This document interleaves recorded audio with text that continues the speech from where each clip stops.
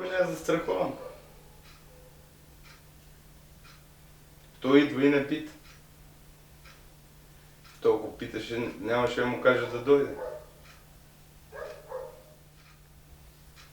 Сутрин се чувствам по-добре от 7 до към 10:30-11 и след това заболяването почва да ме влошава до определено време. После, като спъм малко, пак се почувствам добре и след 8 часа вече съм много по-изморен. То заболяването на изморяване. Излизам много рядко. Трябва да има човек с мен, защото и заболяването е на страха да не паднеш.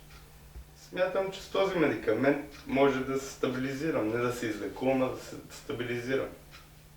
И медикаментът струва около 1100 лева на месец. По-точно 1100 лева на месец. И благодаря на всички, които ме подкрепят за моето здраве. И ако се оправя, ще ги почерпя по една пица. Италианска оригинална.